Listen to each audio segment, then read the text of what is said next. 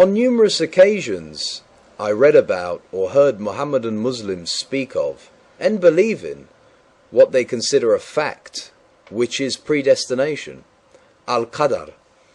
That is, that everything in the universe has already been preordained by Allah to happen or to be.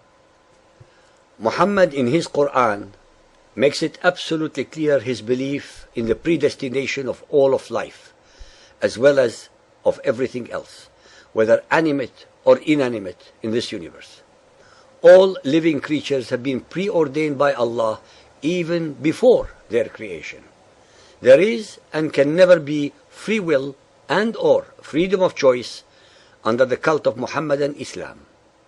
The study of the Quran and the Ahadith shows very clearly and unambiguously that they have not been able to bridge the diametrically opposite views of human destiny or predestiny.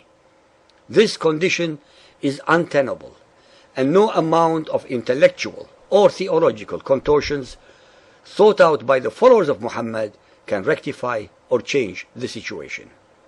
This dichotomy renders most of the Quranic verses utterly meaningless from both the logical and the theological points of view, as will be shown. Chapter 3, verse 145. Nor can a soul die except by Allah's leave, the term being fixed as by writing. It is upon such repeated verses that the followers of Muhammad deny the concept of human free will. Their Allah had predestined their entire life for good or for evil. Chapter 4, 52.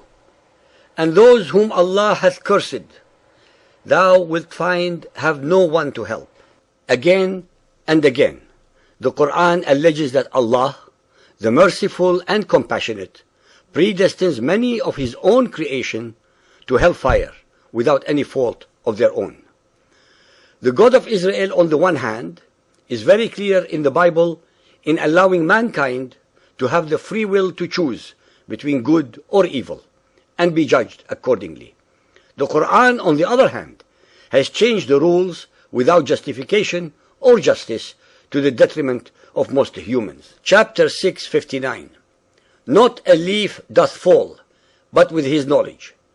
There is not a grain in the darkness or depths of the earth, nor anything fresh or dry, green or withered, but is inscribed in a record clear to those who can read.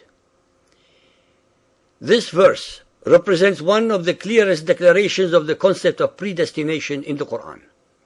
This concept degrades the human faculty and spirit by straitjacketing it into whatever status it is born to.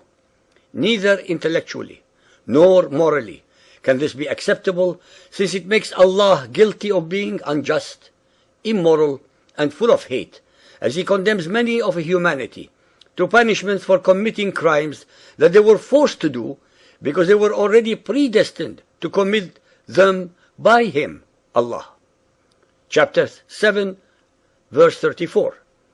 To every people is a term appointed. When their term is reached, not an hour can they cause delay, nor an hour can they advance. 10:100. No soul can believe except by the will of Allah, and He will place doubt or obscurity on those who will not understand. Chapter 57:22. No misfortune can happen on earth or in your souls, but is recorded in a decree before we bring it into existence. We do not have time to recite many more such verses in the Quran and Hadith that the listeners can read at their leisure on our advertised website. I would like to end with two of the most remarkable and revealing hadiths. Sahih al-Bukhari Hadith 6.473, narrated by Ali. Muhammad said, "There is none among you, and no created soul, but has his place written for him either in paradise or in the hellfire, and also has his happy or miserable fate in the hereafter written for him." This hadith clearly states from Muhammad's own mouth the dogma of predestination. Al-Tirmidhi Hadith number 96, narrated by Abdullah ibn Umar. Allah Messenger went out and he had in his hand 2 books. He said, "Do you know what these 2 books are?"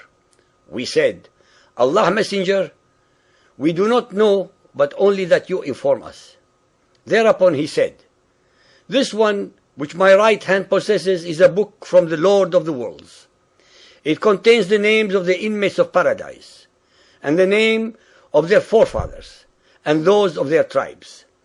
It is most exhaustive, and nothing will be added to it, nor anything eliminated from it up to eternity." He then said, "This one in my left-hand side is a book from the Lord of the worlds. It contains the names of the denizens of hell, and the names of their forefathers and their tribes. It is also exhaustive, to the end that nothing will be added to it, or nothing will be eliminated from it." The companions said, "Allah Messenger, if this is the case, then where lies the use of doing a deed if the affair is already decided?" Thereupon Muhammad said, "Stick to the right course and remain as close to it as possible." Ladies and gentlemen, even his most illiterate, gullible, superstitious and unlearned followers were able to ask the most important and pertinent question regarding Muhammad's concept of predestination, for which they did not get a satisfactory answer, because in reality only the following conclusions can possibly make sense. Item 1. If people are predestined, then there is absolutely no need for religion. Without the need for religion, then there is definitely no need for prophets. Without the need for prophets, then there is no need for Muhammad. Without the need for Muhammad, then there is absolutely no need for his Quran. Item 2. With predestination, even Satan is made redundant, since he cannot possibly deceive any human being whom Allah had already preordained to be good. Item 3. Another very important conclusion based upon this hadith is that the only way possible for Muhammad to have known what was written in the 2 books and to differentiate between their contents is that if he could read and write, especially since there is no record anywhere showing that either Gabriel or Allah had revealed this knowledge to him. This hadith also destroys completely the assertions by the followers of Muhammad that he was illiterate.